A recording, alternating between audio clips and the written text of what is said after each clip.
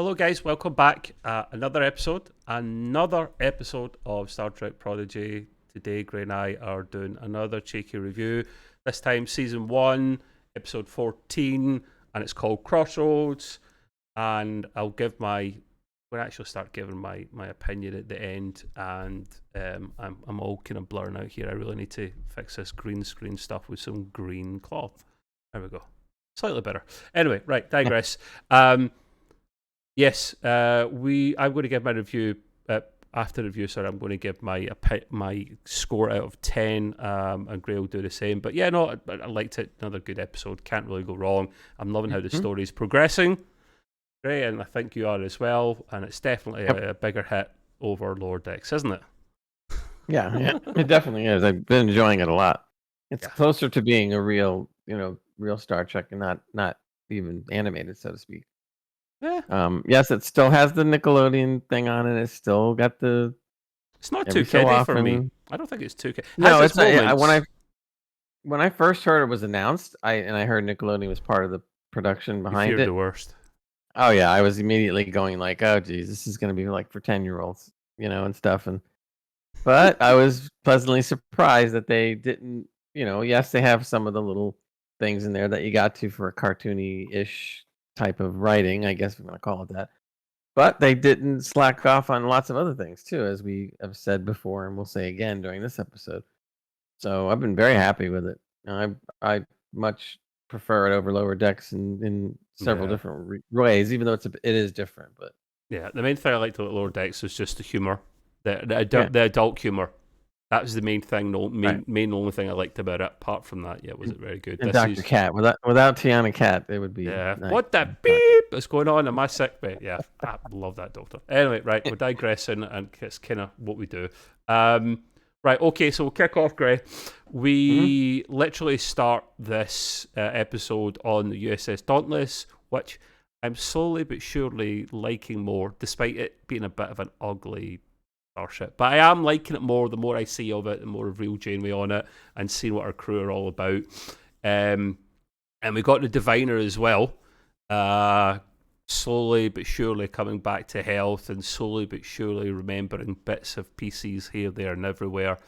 The one thing he does remember is his daughter's name. A lot of other things are missed out, but it was great that actually noted this here as well, that it was his daughter's name that came to mind. So he needs a bit of I don't know, that doctor on there can't really do much for him. The Tellarite, is it Tellarite Doctor, Gray? It is, isn't it? The guy with the tusks, yeah.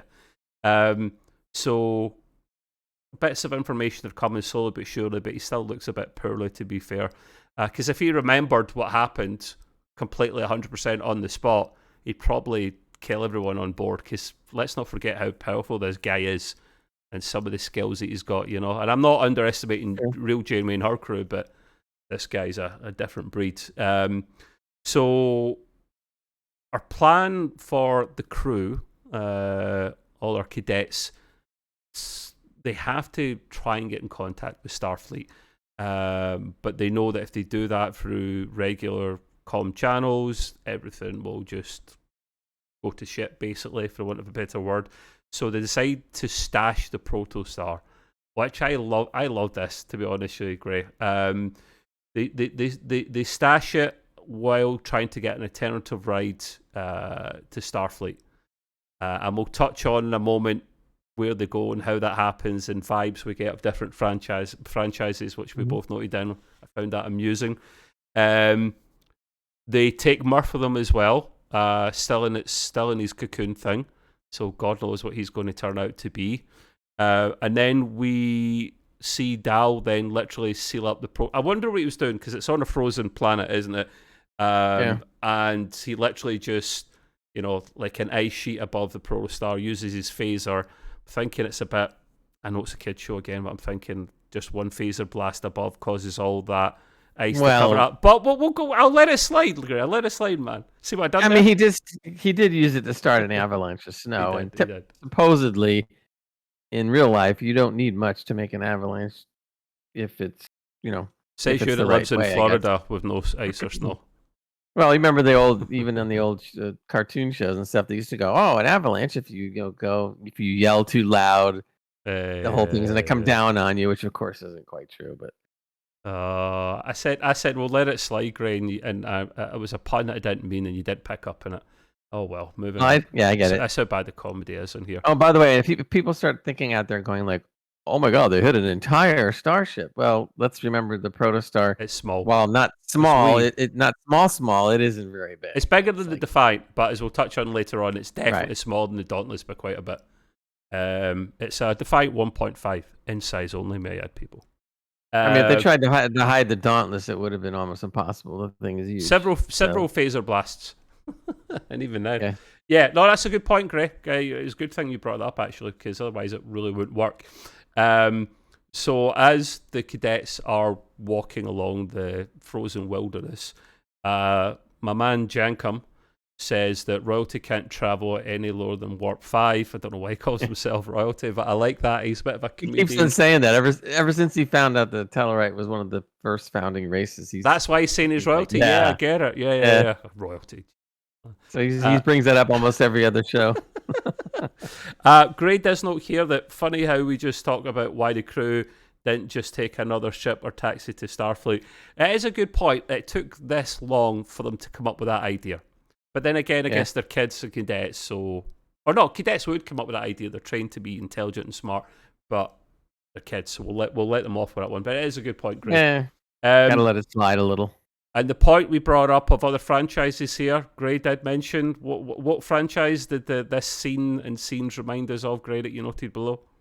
Yeah, it was kind of Star Warsies, because you saw them approaching a transportation hub in the middle of all this frozen wasteland, and they start mentioning it's a town full of smugglers and blah blah blah. I'm like, okay, but I do want to step back on that a little. Full of riffraff, you said. I quote. Well, even though I mentioned it looks kind of like Star Wars, I do want people to remember that if you really think about it, and you go and you look at the scenes that are out of Star Wars, what were they doing? They were ripping off movies that came before them that weren't science fiction, but used Star Trek came trope. first. Star Trek came first. Right, but despite that, even the old westerns used to use the same kind of trope about the riffraff town. I mean, this is not something that borrowing is okay. Exactly, so it's fine. It's not like they stole it from Star Wars, unless you want to say, well, Star Wars stole it from an old western. I mean, it's part of what they do. Borrowing's okay. Plagiarizing's different. Like stealing and not giving any credit or over borrowing is not cool. So yeah, I don't have a problem doing that. And if you think about it, of course all this stuff's going to happen in Star Trek as well. A lot of it that happens in Star Trek will happen in Star Wars and vice versa. It's just like to think Starfleet and the Federation and the Star Trek universe is a bit more civilized. I'm going to probably start a war between. And like you said, they were first, going way back to the '60s. They're one of the first that ever even imagined what a space station and space dock and other things would look like. Yeah. So it goes quite a bit back. Yeah, I give credit to all of them actually. So yeah, we then get to this Star Warsy type outpost in the middle of nowhere. And then we have a random dodgy looking captain who Gray notes down for me. His name is Captain O'Connor. Just, he looks like a poor man's Han Solo. Or a better man's Han Solo. Depends. I was going to say that, but I didn't want to get another Star Wars reference going. After 3, we get kicked off our own podcast, I think, Gray. So, but yeah, no, he does. He looks like a poor man's Han Solo. It is a bit of a crappy looking ship, like a freighter type thing. The crew are trying to get ride off him for a price. Nothing's free because it's outside Starfleet and the Federation. Millennium Falcon. I'm sorry. What are you saying? I said Millennium Falcon. No, sorry. Oh no. I mean, I'll say many things, but that's an insult to Millennium Falcon. To be fair, no, it was a crappy looking freighter, but literally, what I found interesting here was this. I knew this Captain O'Connor guy was dodgy right off the bat, and it was proven wrong when he's then caught with contraband in his vehicle. And this is something I want to talk about here, Gray, when I get to the end of this point. Mm-hmm. He's caught by the Xindi. Now, Gray, did you watch all 5 seasons of Star Trek Enterprise before I continue? When did you Star stop? Trek Enterprise? Yeah.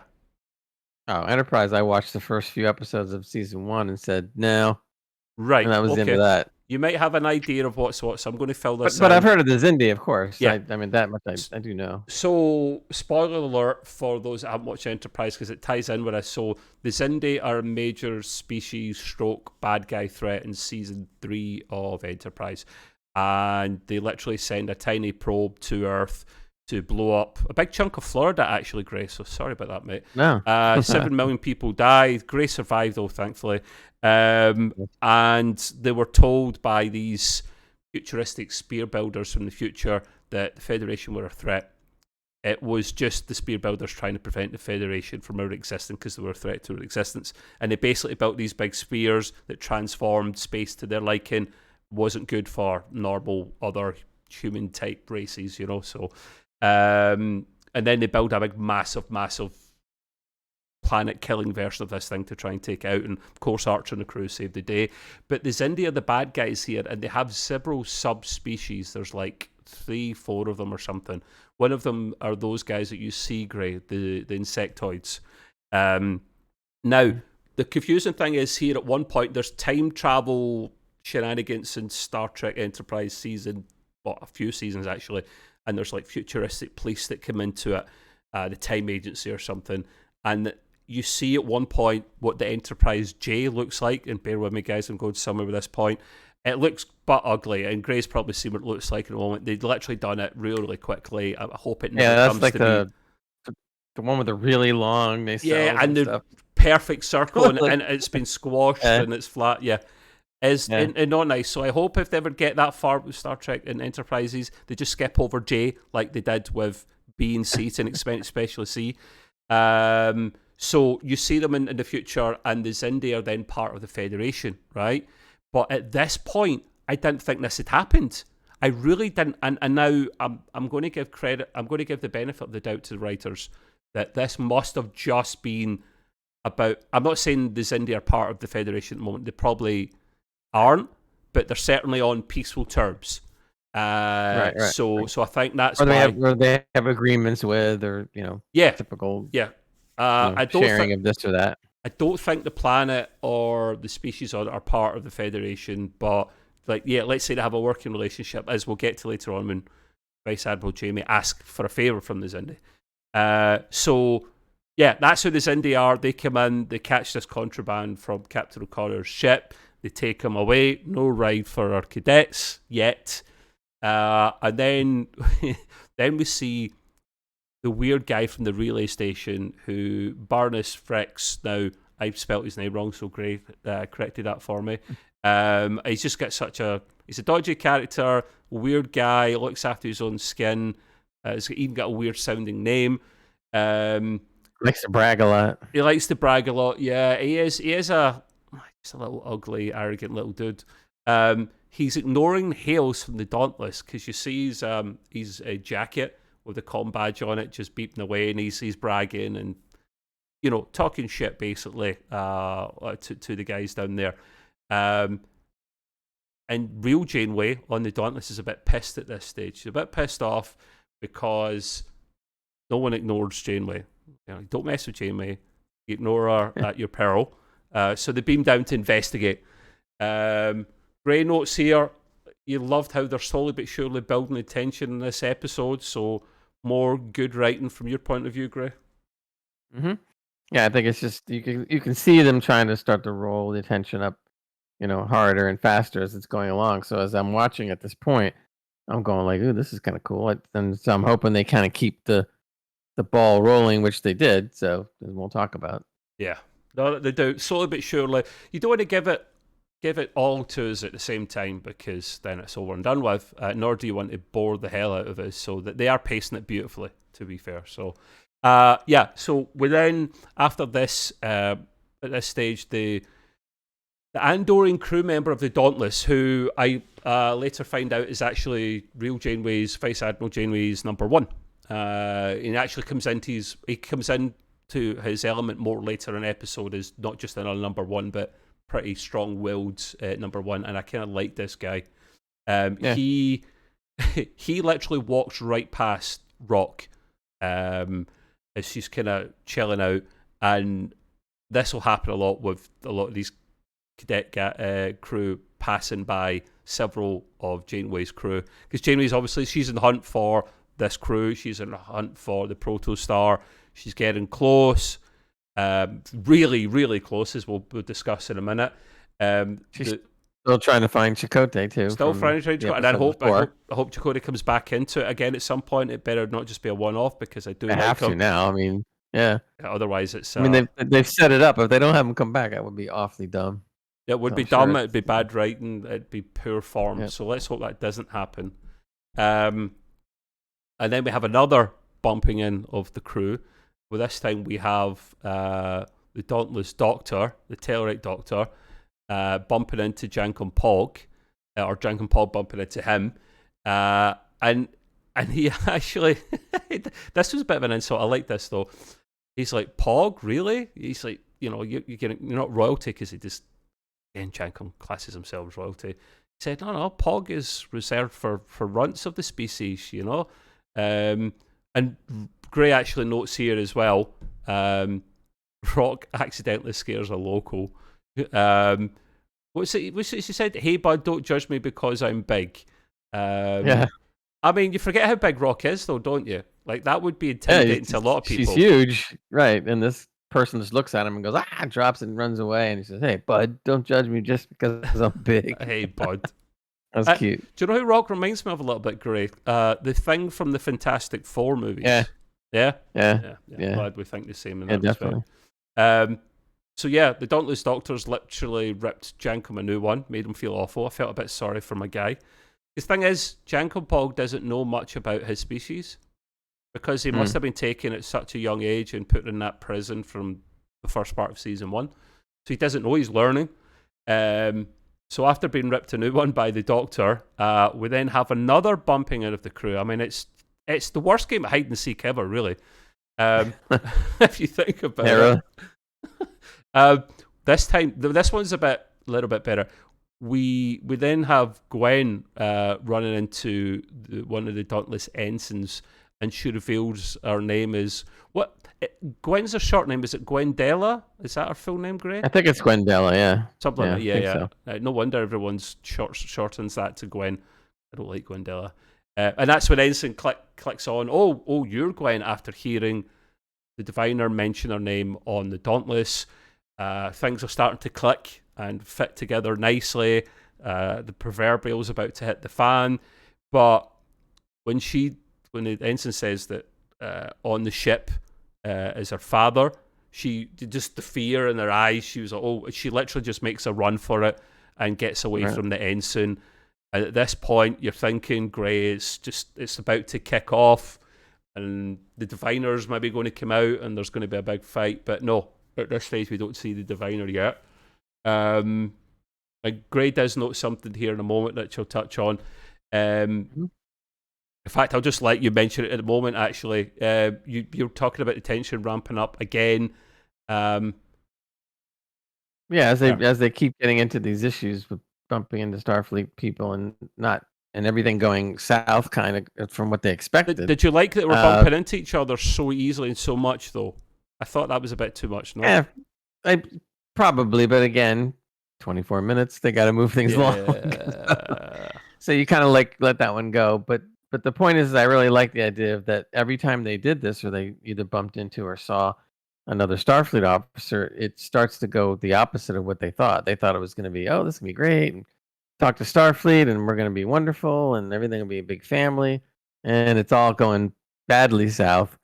And so the tension's building and building and building. And I'm sitting there, I like it because I'm sitting there thinking to myself right now, what's going to happen now? Because they got to get out of this situation. I want to clearly at this point, I'm waiting for the writers to take it in the right direction, because you start feeling bad for the crew, because every time they turn around, they can't do anything right.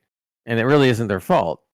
So you really feel bad, and they can't really say too much, or maybe they might say too little or too much. They're totally confused. So I really like the idea of it just really starting to build up to something's going to explode. Yeah, agreed. And I guess we will touch on this, of course we will, but the point we're about to. In fact, let's just cover this point, and then we'll discuss it more in depth because it's pretty much what I was going to bring up. It seems like I mentioned here, it does seem that the Protostar crew are easily bumping into these people, the Dauntless crew. But I guess it is a small facility, so there is this. Our last bumpy, if you like, is Dal. Dal bumps into Vice Admiral Janeway. As Gray calls her. I'm just gonna call her real Janeway. And then we both noted the Voyager theme music. Just a little bit came on there. And we were both very, very happy with this, Gray, or were we not? Oh yeah, it's you kind of like got to listen closely because you miss it. But basically, it was right there, and that's the thing that you and I always enjoy, because if you're gonna do some type of homage thing to previous Trek stuff, you gotta slip it in somewhere. And this was slipped in very nicely and very subtly, and you just heard the theme for a few seconds, and it was enough. Those few seconds were just like brought you right back to the original series immediately. Yeah. And in the open of the original series, which, in my opinion, at that time, Voyager being the fourth series after Deep Space Nine, was also the last series of the good sounding soundtrack opens. Because right after that, they go to Enterprise and they do this god awful, horrible open that makes no sense whatsoever. So this is one of the last ones. And if you guys haven't seen this, I'll just drop a little thing. I can't give you the link right now, but in YouTube, there's a fellow, and there's a lot of people out there that do. I can add that into really the wonderful guys. stuff. But this guy, in the description, take a look at it. We'll put the link. And anyway, he did a 4K remade opening of Voyager, complete with great soundtrack, the original theme music, and then just redid the entire opening in beautiful 4K. And like, wow, he done DS9 as that well. Look good. And he did DS9 too, and both of them look like so good. You can just imagine if they were able to go back and bring and upgrade those episodes, which maybe one day they will. But I don't know if it's ever going to happen. But maybe one day. I think we discussed this at one point. Yeah, I would love that. It looks so good, but check that out. You'll see it in the description. Of course, I'll add that in because Gray makes the point. It's fantastic. And we have covered the whole Voyager and DS9 in 4K before. I would love it. There's good reasons why they can't. I understand why they can't, but I won't accept it just because I'm that kind of guy. But yeah, to go on with the point, because it was as I was going, is Dal, I thought was so cool because he was so impressed with Janeway. He was like somebody meeting their favorite movie star for the first time. Or something. He's just like, like that's like really her. And I just like the dialogue. They had a short piece of dialogue before Janeway knows who he really is. Yeah. And he was talking about joining, Starfleet, and she was telling him her own feelings and emotions about to a question that Dahl had asked her, which is really interesting. And then in one sentence, it was really interesting. Another little quickie homage. Admiral Janeway, Vice Admiral Janeway says, "In Starfleet, you make it so." Picard, you can't rip off someone else's slogan, man. So a little throwback to Picard and TNG, which is cool. We've now got Admiral Picard now filing a lawsuit with whomever he has to for his slogan being taken. Very powerful, really strong moment. Like Gray says, you could tell how much in awe Dal is of Janeway. And the reason, he does bump into her, but it was more accidentally because he's walking past and Janeway hits her comm badge to take a call, for want of a better phrase. He hears a voice. And he's like, and that's when the music comes on, turns around. So, it was a beautiful little moment. I absolutely loved it. Now, this is the confusing part. Dal at this, Dal can't let slip who he is because he's about to open his mouth and say what's what. And I'm basically confused as to why. Every one of the crew members pretty much has bumped into someone, and the whole point of them doing this was to speak to bloody someone in Starfleet. They don't know at this stage that they're getting chased down, and they don't know that they are actually bastards fugitives, and the bad guys at this stage. So, Gray, in your opinion, why the hell do you think they're not just going, Jamie, this is the reason, but please don't go on that ship because game over if you do. Explain it. I don't know. The only thing I could think of, or I could put it down as an excuse for, is a couple of things. Number one is that he was so in awe of her, he really didn't think at the time of blurting out what he needed to blurt out, or at least in time. And unfortunately, it got to be too late, and things started going south again. The other reason is, maybe if you want to push it a little bit, is again, they are kids. They're not maybe they were scared. Adults, right? Exactly. So they're not gonna think entirely logically. They're gonna think more with their emotions because they're young and inexperienced as well. Right. So I can kind of knock that off, kind of, for that reason, I guess. I'm not gonna. Well, I'm not giving him a total. I'm not giving him a total ticket, but maybe if they describe what's going on at this stage, it maybe ends the season a bit too quickly, possibly. So maybe they are just trying to spin it out. Oh yeah, well, there is that. Yeah. The only thing I mentioned here that I thought really was out of character and really should have been edited out. In other words, not even shown. Was the part where Dahl is hiding, listening to Vice Admiral Janeway talking about what's going on. So he figures he would eavesdrop a little bit and try to listen. And then they said it, and then Barnes Flex mentions about, and then my whole station started fighting against itself, and why would they do things like that? And all of a sudden, Dahl yells out, maybe they had good intentions, meaning he's trying to speak up for his side. Idiot, just silly, because you know what it is.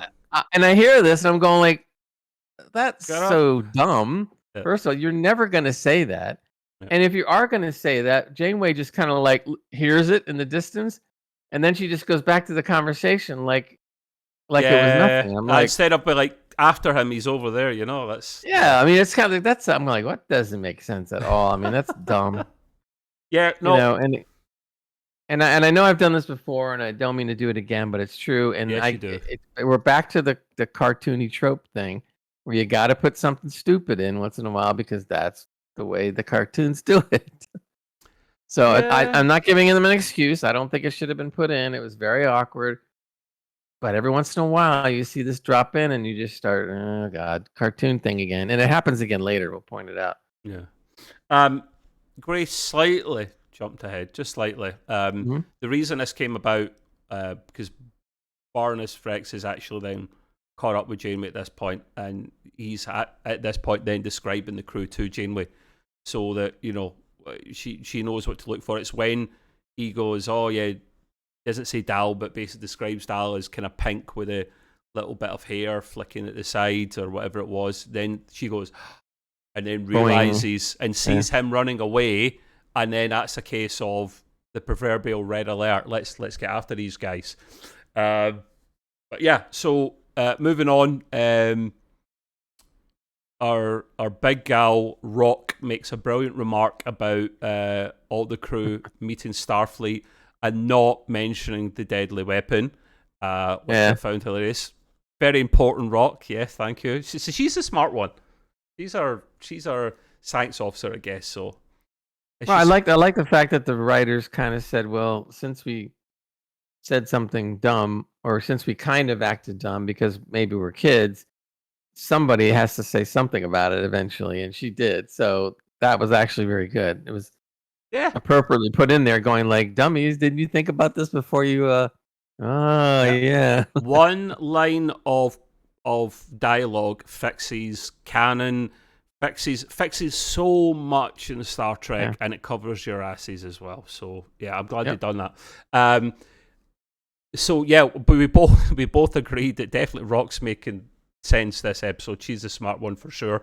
The crew do make it out just and no more, and then they're on the run again for the third time. I think we're probably banned off our own podcast now.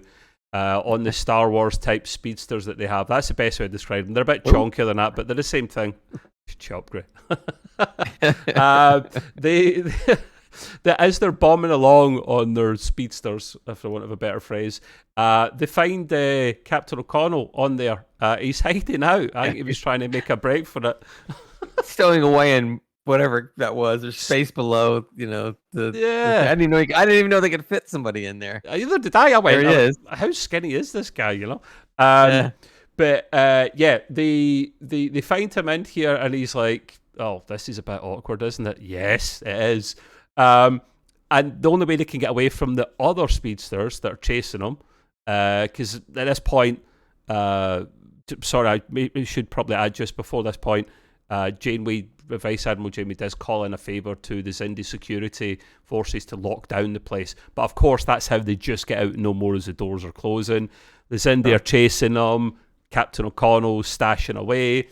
But the only way they can actually get away from the other speedsters is to use some dodgy-looking fuel that's banned in most of the galaxy. Well, of course, it's getting more bloody Star Wars than it is Star Trek this episode, if you ask me. But that goes back to some of the old car movies where they used to have the nitrous oxide, and you just flip a switch, and all of a sudden it's not Fast and the Furious, Gray. It's turning into bloody. Yeah, it is. It's turning into the Kelvin universe, where it's Hot Rod Enterprises and. Remember that the thing that I thought was, or I think that explains this a little bit, is they just got done telling you that this transportation hub has lots of smugglers going in and out. One thing about smugglers is they're pretty smart when it comes to figuring out little ways to sit there and evade the authorities. So it's not beyond the fact that these things would pop up. And this guy, the captain, at least is not a dummy, and he knows some of these little tricks. So he's kind of like, and then of course Pog is going like, oh yeah, this stuff looks great. You're right. So they stick it in, and all of a sudden, supercharged. So they stick it in, and it's supercharged. Great. Okay. Who's the smartest? Who's the smartest smuggler in the universe? Do you think? No, we don't want to mention Star Wars. It's kind of a trick question. Who do you think? Who do you think it is? The smartest smuggler in the universe? Han Solo, of course. Captain Malcolm Reeds of the Firefly. Oh, okay. Yeah. Like that goes. Because everyone will just say Han Solo. It's just too easy. Malcolm Reed, for those, if you're watching this and you haven't watched Firefly, pause this. Stop it. Come back, watch it later. Go watch Firefly. There's only one season. It is one of the best sci-fi shows ever made. And if you don't know about it... they're supposed to be rebooting it, but I've heard that many times. What? Okay, that's for your entertainment pod grade. My mind's just been blown. I don't know how I feel about that. I'm shocked now. I don't either, and I'm sure that it's none of the cast is going to be too. They're going to be too old.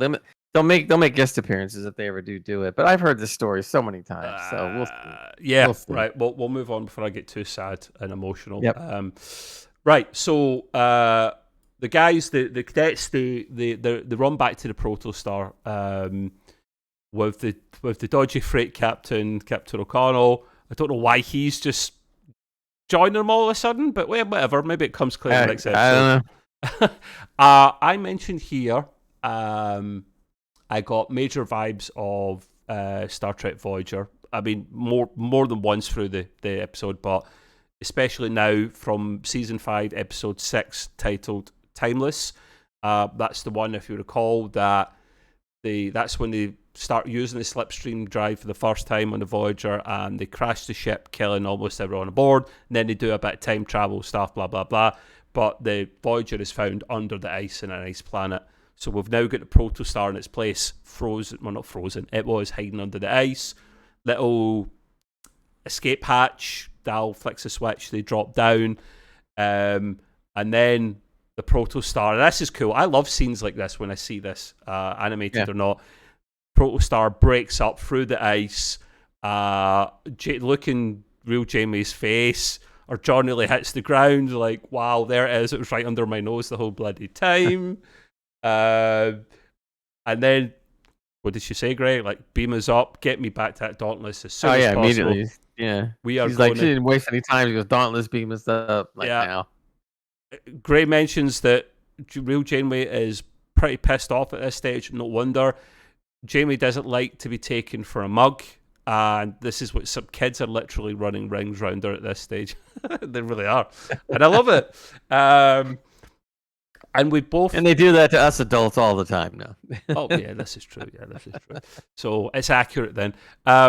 we mentioned this before, but you do see the Dauntless up against the Protostar, should I say the Protostar up against the Dauntless, and I'm getting vibes here of many different scenes of many different, mainly the Star Trek movies, where you see a smaller ship like the Kelvin universe, where you see the Enterprise up against that big dreadnought type Constitution class, or the Enterprise E up against the Scimitar, and that kind of music comes on. I've got the same vibes as this, because Grey, the Protostar, is probably, at best, I think being generous, half its size. Did you love that part of that particular scene? Oh yeah, I think it was even it was much bigger than even that. It almost looked like the Dauntless was an aircraft carrier compared to a tugboat. So it was kind of like, that's pretty small. I don't know if they've ever said, or maybe I just haven't really realized what the supposed full complement of crew would be for the Protostar, because the only crew that's on it are the 7 or so cadets and hologram Janeway. So basically, does that mean that the Protostar was designed to run with far less crew plus more AI help? I guess. A good point. It's a good point, because is Chakotay kind of taking it out on a... He's taking it out on a kind of shakedown cruise to actually go back to the Delta Quadrant to right some wrongs that the Voyager and their crew made when they were over there. So I think it is minimum staff, Grey. And maybe at one point we'll go back and we'll cover the Protostar and like other ships. I mean, there are other channels out there and people that review the ships, and they do comparisons as well against one another, so it gives you an idea. But yeah, they're tiny in comparison, really. Let's say a bit bigger than Defiant, but the Dauntless is a full-blown size starship, and it probably would smash it up in a fight, to be fair. So, but we'll get to how the Protostar actually can hold its own a little bit against the Dauntless. So, so yeah, let's say Vice Admiral Jamie's pissed off here. She literally tells him to chase after the Protostar. When the chase is happening, Grey, I noticed it looked like they were in a slipstream stream or a transwarp conduit because of that kind of tunnel effect. But they're not, because Jankom actually notes that they're, and he says it with very smug, like, well, we're at warp 9.975 or something like that. And I'm thinking, they're still at warp? Why are they in this? I mean, it's a minor thing. I know it's a small thing, but I pick up things like that because I'm a sad geek. I don't know. And then we're very happy geeks. Well, sad, no, happy. Yeah, okay. I know. I know what you mean. Winding me up. We notice that this Jankom's trying to get the proto drive to work, the Protostar drive to work, and it's taking forever. And Grey just mentions here maybe it was cold.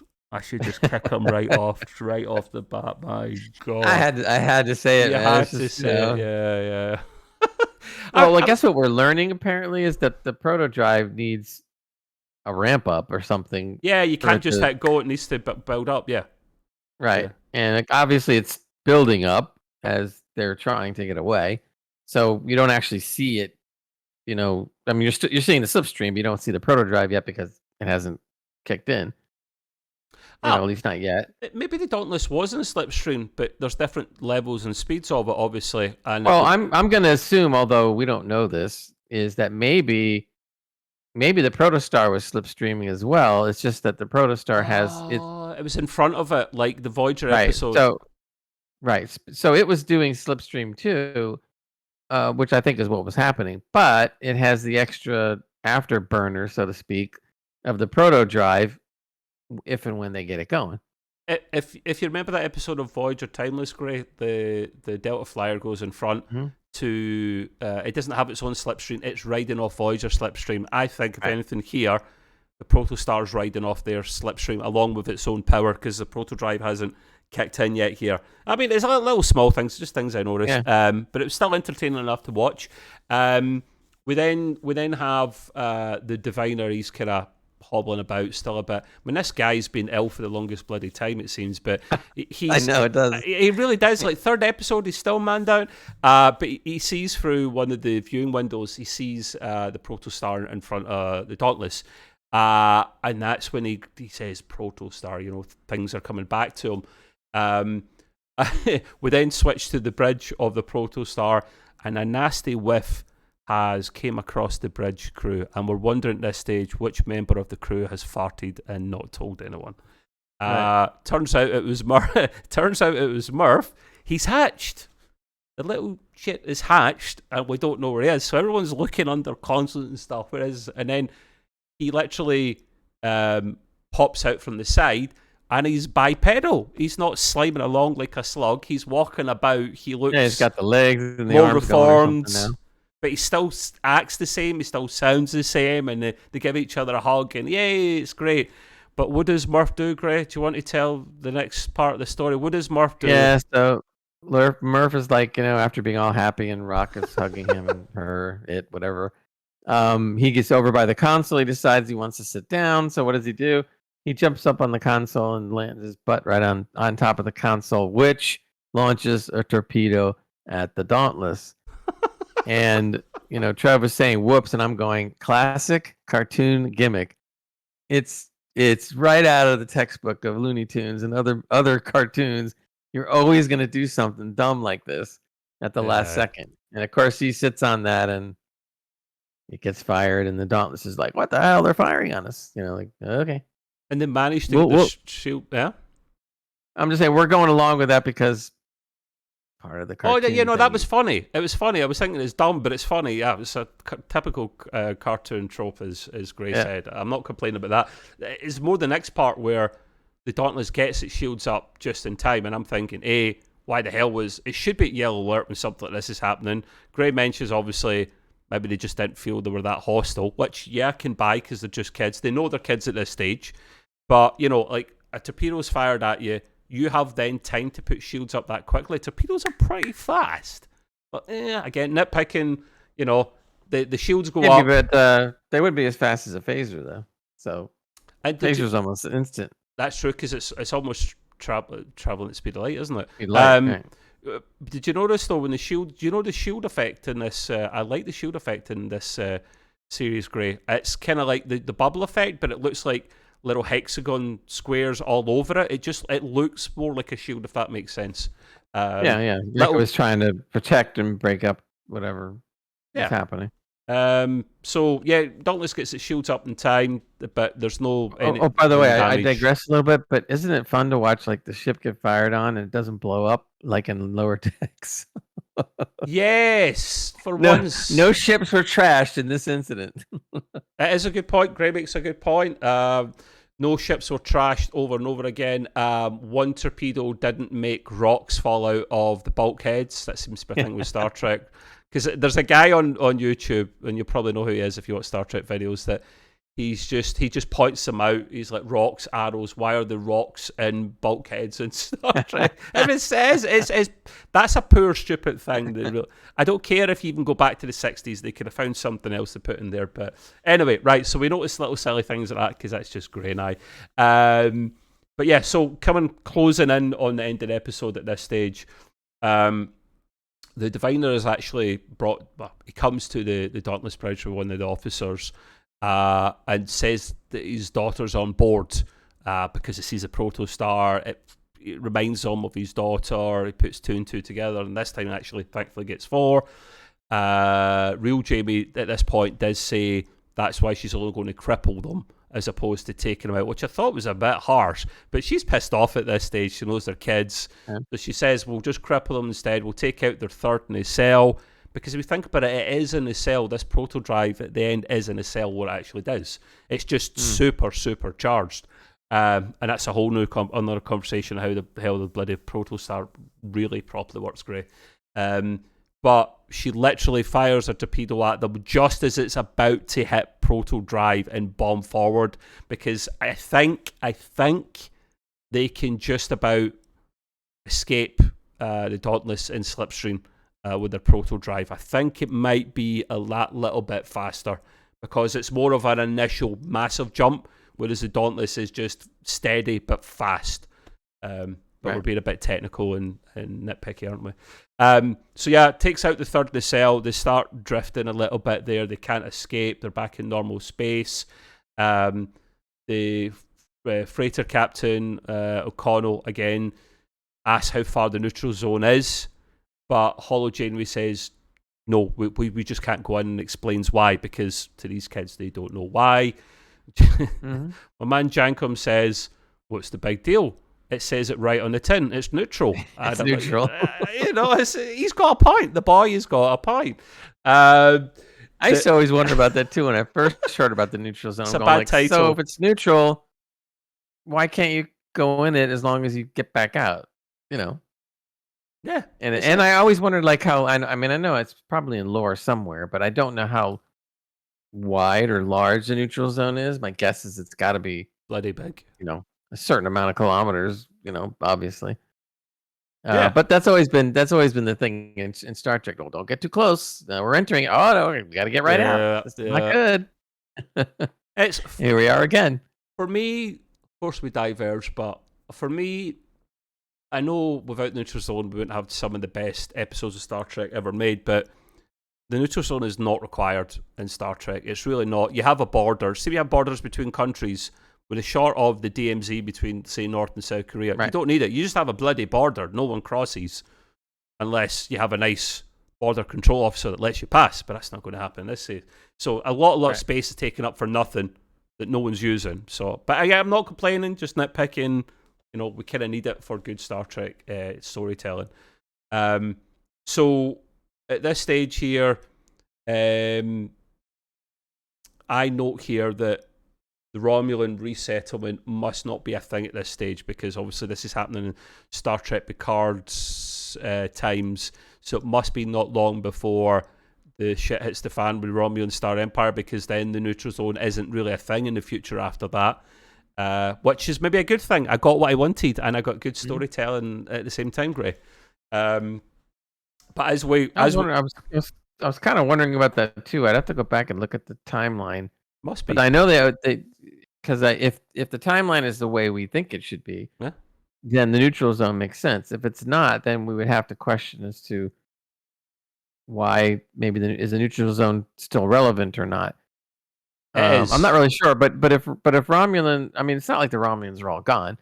They just have to relocate, so they probably still look at it as being their side of space. So even if it is after the resettlement, it could still be the fact that it's a neutral zone, etc. It could be, and I don't know for sure, so I'm not going to say it's fact, but I just generally think it is before the resettlement when they're moved about. But you're right, they could essentially still want their own space, even though they're not, because I can't remember where they got relocated different places, so I don't know if that space is still their own thing. But anyway,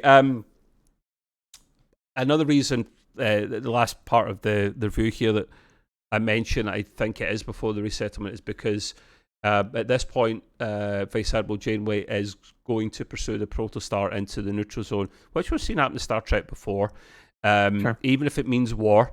Her number one, the not the Telluride, the Andorian, says he can't follow her orders because it could mean to war. Gray mentions here he liked the fact that the number one was really strong, and it wasn't just another number one. Great, we need our number ones to be strong and keeping the captains on their feet like we've had in previous Star Trek. Yeah. Well, one of the things too that the number one mentioned was he started to say, you've always taught us that you can't let your emotions rule you, and in this case, you're letting your emotions rule you because you want to get to Chakotay. Yeah. And so he feels that because of that, he can't carry out the order. And I think he's right. I thought that was a good little bit of writing. He's correct in that fashion. But still, it was unexpected because most of the time you see something like that, but the captain still gets their way or whatever. But in this case, it's not so much. Maybe it's like the Kobayashi Maru test, which is all about getting into neutral zone or not. There's no right or wrong answer. I don't think there's a right or wrong answer here, Gray, because while the number one was correct, I think Janeway was correct as well, Vice Admiral Janeway, because she says, if the Protostar goes in there and the Romulans get hold of it, they have got an amazing tactical advantage. I don't know if she says it's a weapon or not, but if they get hold of that, they probably could turn it into a weapon. So she can't let that happen. Plus, the Protostar, it literally remodulates its shield so it won't get picked up. I thought that was an easy, lazy bit of writing, actually. Yeah, I'm pretty sure the Romulans could see through that. I'm sorry. You ever heard of that sounded too easy? Yeah. They never actually really did it, but the Captain O'Connor, whatever, brings it up again. Being a smuggler, I'm thinking, okay, so he's a smuggler. Maybe he gets around it, or he knows a couple tricks. So I kind of let that one slide. But it was still a little too easy, right? Like, oh yeah, we're just gonna do this, and of course the Romulans aren't gonna figure any of this out. And I'm like, little weak.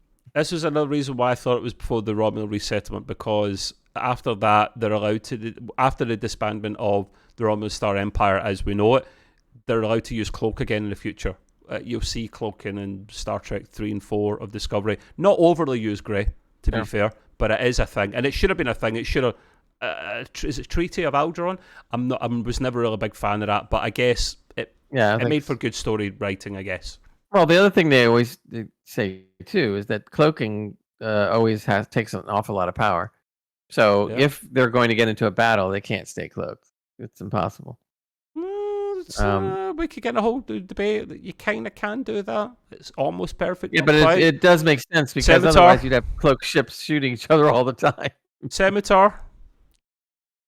But now you're getting into that was a one-off Kelvin stuff, and no, that wasn't Kelvin. That was Star Trek Nemesis. No, it started as Nemesis, and then it crossed over to Kelvin. The cloaking. Well, remember they used the whole excuse for what happened, and I was never a fan of that. Nemesis is not a great movie. No, it wasn't. No, it wasn't. It wasn't one of the poorest, but it wasn't one of the best either, in my opinion. It's because it was an even movie. We all know or odd movie. Yeah. Sorry, we all know how that works. I mean, it was the weakest of the TNG stuff. Agreed. Until Picard season 2 came along, but that's another story. Yeah, we're not getting into that. We then see 3 Romulan warbirds decloak. I said uncloak. Doesn't sound as cool. Decloak, yeah. Decloak, and they literally warn the Vice Admiral, and then it just finishes. Now, great notes here, cliffhanger. I didn't like the way that just ended like that. I mean, I would like a to be continued or something. That's going to be the case. It just ended a bit. Romulus warning them, and then that was it. Finished. I was like, I'm used to more at the end, but Yeah, well, I did it. The good thing about it is it was so well done, the episode, that I was actually waiting for the next thing to happen, and then all of a sudden the credits pop up, and I go like, oh damn, it's over. It's like done. Yeah, it surprised me. Yeah. Now I'm really gonna be curious, because I like the idea of the cliffhanger when it's needed. Now they've got to come up with a logical, good way of how they're getting out of this one next week. So this is going to be a little proof of the pudding when it comes to writing. If they do something dumb, you and I are definitely going to call them out for it. Oh, hell yes. Right. If they do something reasonable, then at least we can, We will always rip them a new one, and chief of the ripping of the new one is Mr. Grey here. He will always be the captain of that. Because he literally takes no shit. And quite right, Grey's got a lot more Trek experience than me. He doesn't suffer fools lightly. I'm Grey the Ripper. Grey the... Well, I like that. No. Grey Gamer 25, Mr. Grey, Professor Grey, Grey Ripper. Grey. I have too many names. I can't keep track. Wow, the man of many talents. Grey gives us an 8.5 out of 10. You want to know something? I'm going to be lazy and I'm going to join them. 8.5 out of 10, maybe even approaching a 9. It was perfectly paced. The suspension was building up. I loved the interaction between the Protostar crew and the Dauntless crew. Bloody hide and seek, the worst game of hide and seek ever. Good writing. I was a massive fan. You were a massive fan as well, Grey. Another good episode in the can. Yep, if they can hold this kind of quality, and generally speaking, through the whole first season, they pretty much have. I can't even think, out of all the episodes I've watched so far, Prodigy, I really can't think of any episode that was like bad. No, I mean, some might have been a little less. Right, some 7s, which is fine. I mean, but nothing lower. Still good, But to hold that consistency of that or better is, to me, marks it as a good show. Yeah, if it's below 7, it's not a good episode. Doesn't mean it was awful. You can have like a 6 and it's okay, not great, but that's not good enough for us in terms of Star Trek writing, because we got such high standards. So 7 is the minimum. You got to start frowning a little bit if you get to a 6. Yeah, And God help you if you go below a 6. Forget it. If it's like, 8 or above, Gray and I have loved the episode. Basically, is where we're coming from. 7 is like decent or tolerable. Could have done better though. In a good way. In a good way. Yeah. And then of course 8 and above is that much better. I don't think Gray will ever give any episode, with the exception of that one Lower Decks episode on DS9, a 10 out of 10. Just so hard to hit that. Everything needs to go perfect. And after all, people and writers are not perfect, so for them to even hit that one episode 10 out of 10, respect. That's not a bad thing. It's not a knock. It's just good writing's hard to come by. I mean, a 10 shouldn't be handed out frivolously. You've got to no. really outdo yourself. I might go as high as even a 9.5, but I'm not going to go 10 unless it's just one of those episodes that just clicks. Yeah, a 10 for me might just be once a season at the very most. Maybe even once a series. It can be really rare to hit that. So yeah, we're both big fans. We're going to wrap it up there, Mr. Greg. We'll do the usual call to arms as always. As always, you like the videos, please let us know by liking below, subscribing as well. Thank you, Gray. I don't need to animate or anything now because you just do it for me. You're just such a guy. We will put the description of that Star Trek Voyager intro below in 4K in the DS9 one. It's the same guy that does them. But of course, if you don't want to see our ugly mugs, we do have this podcast out on all audio platforms, whatever you listen to, whether it be Spotify, Amazon, whatever. Just search for The Trek Way in there and you'll find it. Download the audio side. You can reach us on The Trek Way on Twitter, and obviously Gray as well. Gray and I, on his pod, cover entertainment in general. There is a lot of sci-fi and sciencey stuff on that, a lot of fantasy. It's called Gray's Green Room. We're recording another episode of that on Sunday. Sorry if we've been away for a while. And you can get him on the Twitter at the Gray's Green Room, as well as YouTube and audio podcasts for that. And last but not least, extremepcuk.co.uk for our gaming pod that we do with Mr. Nick. We'll be doing that later tonight as well. That's the gaming side of things. So we cover all bases here. But I think that's us for now, Gray. Thank you for coming along, mate. And until the next time, do your thing, Gray. Live long and prosper. See you later, guys. Bye-bye.